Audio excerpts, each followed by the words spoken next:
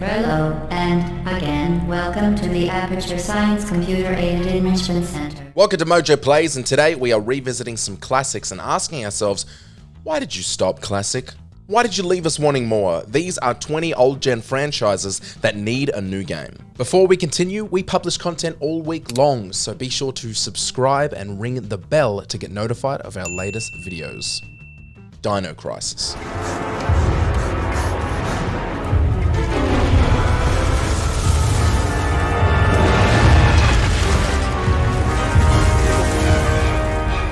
Dino Crisis was phenomenal. Dino Crisis 2 was great. Dino Crisis 3 may well have killed the franchise, and I'll never forgive it. It was actually fine, but I'm painting a narrative for entertainment. Developed by the creators of the original Resident Evil, the franchise was among the few games that featured dinosaurs. And you know how everything is zombies nowadays? Back then, dinosaurs were the shit. As long as we don't do dinosaurs in space, a new game with today's standard of development would be wild.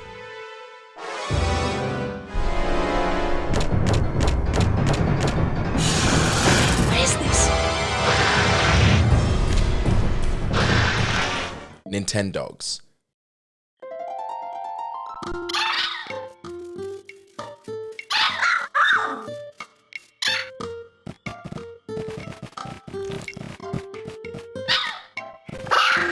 You remember back in 2005 when every second girl in your class was playing Nintendogs on their DS? What the hell happened to that franchise? The game allowed players to experience the joys of pet ownership by simulating activities like playing with, feeding, bathing, and walking a virtual dog. It also featured wireless connectivity, enabling players to interact with each other's pets. The series was expanded with the 3DS launch titled Nintendogs Plus Cats, and there's been no new entry since 2011. Imagine what they could do with the Nintendo Switch. Your actual dog could probably play it. The future is now.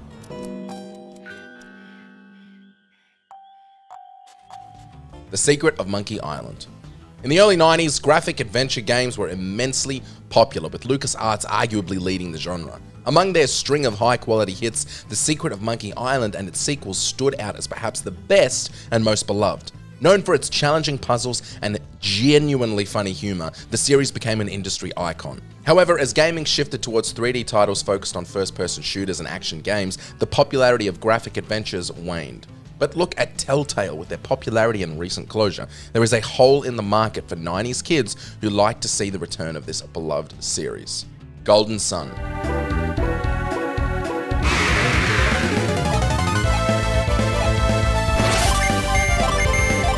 It's shocking just how many people didn't play this beautiful gem of a game, because for me personally, Golden Sun rivals the majority of the Final Fantasy franchise.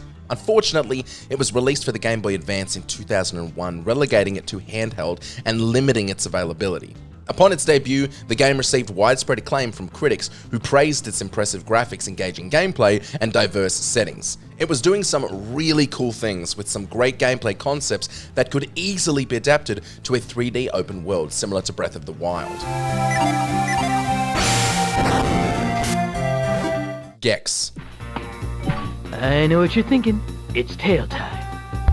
Despite rarely receiving much critical acclaim, the Gex series became a fan favorite following its debut in 1994. The third installment, Gex 3 Deep Cover Gecko, sold over 6 million copies across various platforms. However, as the new millennium approached, the series, along with other cartoonish animal mascots, were largely sidelined by most publishers, sent to the graveyard with characters like Rayman, Croc, and Sly Cooper. A series return is in order, and I'm not talking about the Gex Trilogy remake. We need a brand new game. Blood Omen Legacy of Kain.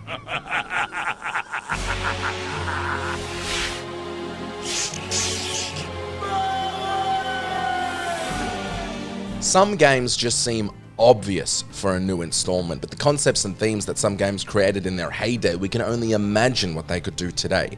And Legacy of Kain is one of these games. This blood-soaked gothic vampire series was a major hit on the original PlayStation. Blood Omen Legacy of Kain and its sequel Legacy of Kain Soul Reaver were brilliantly inventive open-world action-adventure games that blended multiple genres. While 3 more titles followed, they didn't quite capture the quality and creativity of the originals, but that doesn't mean we shouldn't keep trying.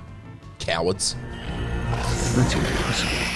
These foul, scuttling beasts could not be kin of our high blood. Do you suppose that time stood still for you, Raziel? Much has changed since you passed from the world of men. Tom Clancy's Splinter Cell. Let's work on stealth. Your gun should always be your last resort. Invisibility is your best weapon. How are we living in an era with hyper-advanced ray tracing graphics and yet no new Splinter Cell game? And while we're at it, who's Tom Clancy? I'm already off topic. Growing up with Metal Gear Solid and Splinter Cell felt like we were in the golden age of gaming, and Splinter Cell took things to a new level with their excellent use of light, sound, and precise movement through hostile environments. We haven't seen a new entry since 2013, and not for lack of trying. We've had loads of almost Splinter Cell games being cancelled. Just make it happen! Who's there?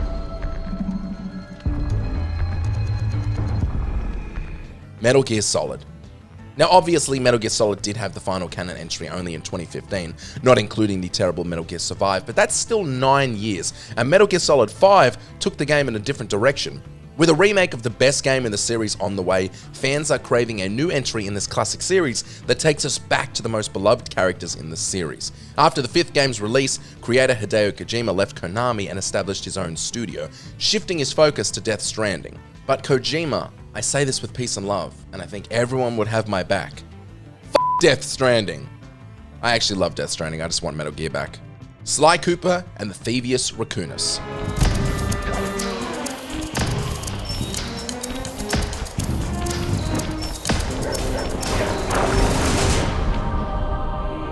The frustrating part of the demise of the Sly Cooper franchise is that it could have ended on a high note after the 3rd entry, and instead, Sly Cooper Thieves in Time ended on a heartbreaking cliffhanger with Sly trapped in the timeline, stuck in ancient Egypt. Now, we don't just demand a new entry because we missed the series, but because we need to know what happens. We've seen the series revamped on the PS3 when Thieves in Time picked up after the PS2 trilogy and introduced time-traveling heists involving Sly's ancestors and successfully updated the formula while remaining faithful to its origins. So we know they're ready to adapt again.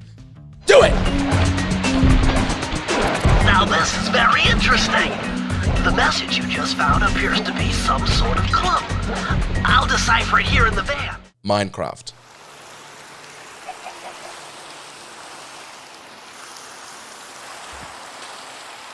When Notch first launched Minecraft in 2009, he likely never imagined it would become the best-selling video game of all time. Its simple design has made it easy to port across multiple console generations, while the PC version has consistently received updates and improvements to enhance gameplay. But what if we started on something fresh, something new?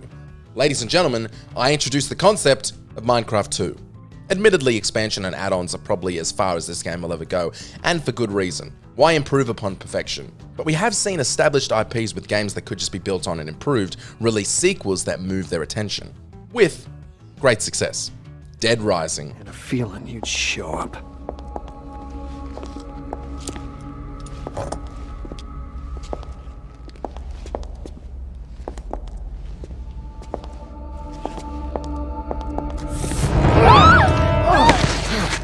God, it's you.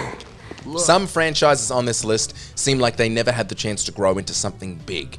Then there's Dead Rising, which feels like it's been given multiple chances, but has never taken off the way you'd expect a game about slaughtering thousands of zombies too. Aside from the hordes of zombies and the ability to kill them with anything at hand, the gameplay has shifted significantly between titles, making it tough to build a dedicated fan base. If I could offer Capcom advice, it would be to revisit the first game's formula and give it another shot, but this time fully embrace the rigid and challenging structure of Dead Rising 1. Embrace what makes you different. That's why I haven't fixed my web toes.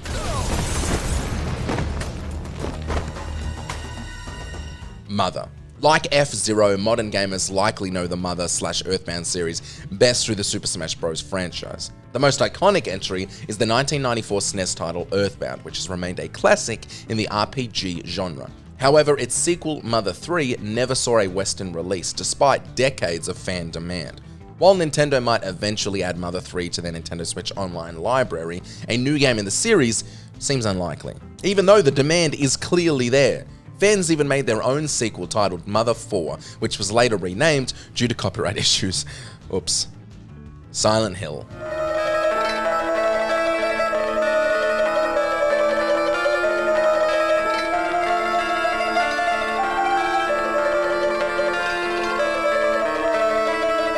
Okay, I'll admit it, this entry was going on the list regardless of what the general public think, because I personally believe Silent Hill could be a series dying for a Resident Evil style reinvigoration.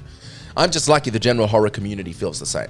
Silent Hill brought horror games into a more serious and psychological realm. A massive chunk of today's horror games have Silent Hill to thank.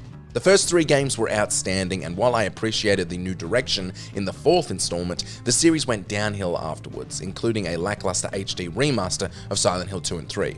What makes the absence of a Silent Hill reboot especially painful is that we saw a glimpse of its potential with PT, which was a teaser for a new installment called Silent Hills, which was inevitably cancelled.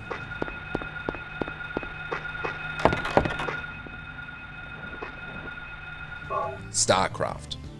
Blizzard's Starcraft is one of the greatest real-time strategy games ever made, featuring an epic battle for interstellar dominance between humans and various alien species. Though the sequel took over a decade to arrive, it was well worth the wait, with some strong expansions following. Since the 2017 remaster of the original, we know there's an audience sitting on the edge of their seats for StarCraft 3.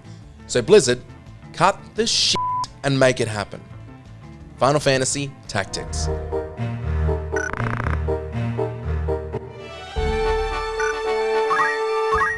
Ain't nobody gonna stop Square Enix from pumping out a new Final Fantasy title every few years because the audience is strong. One standout in the Final Fantasy series is Final Fantasy Tactics, released for the PlayStation in 1997. Unlike other entries in the franchise, Final Fantasy Tactics featured a much more complex combat system, incorporating a 3-dimensional isometric battlefield for strategic movement during battles. We were lucky enough to get a second Tactics entry in 2003 for the Game Boy Advance, which many played and loved. This formula has proven itself with the fans and deserves to be revisited, arguably, on the Nintendo Switch.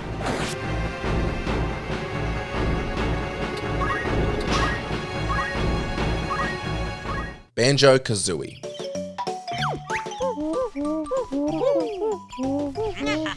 Adding Banjo and Kazooie to Super Smash Bros. Ultimate was an obvious choice, but I'm always cautious about companies reviving beloved franchises without genuine commitment. It's been 16 years since the last Banjo Kazooie game, and even that wasn't the platformer fans have been craving since Banjo Tooie in 2000. While the company is currently focused on Sea of Thieves, can I offer them an alternative? This series. Or Conquer, in fact. Revisit any of your 90s classics, you dummies. Left 4 Dead.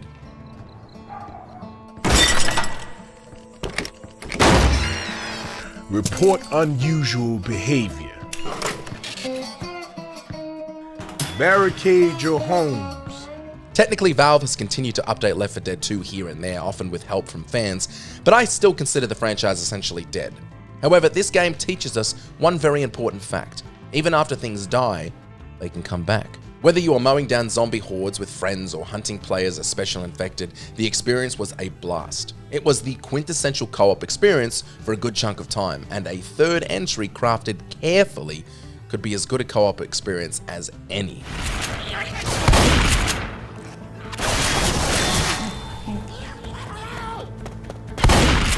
Chrono Trigger. Chrono Trigger is widely considered one of the greatest JRPGs ever, having debuted on the SNES in 1995. It was followed by a sequel, Chrono Cross, for the PlayStation 1, but Square hasn't developed any new titles in this series since. Unfortunately, it seems there's little hope for new Chrono Trigger content, though many fans might prefer it that way. Given its status as one of the greatest games ever made, it's a tough legacy to match.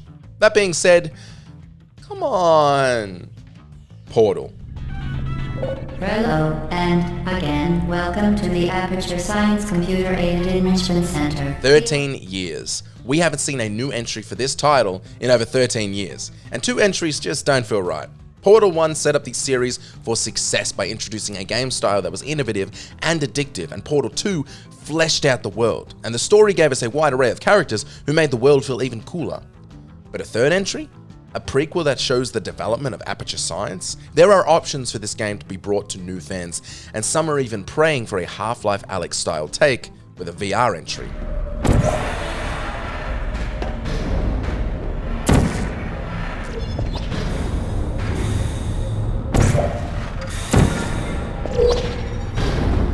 Half-Life.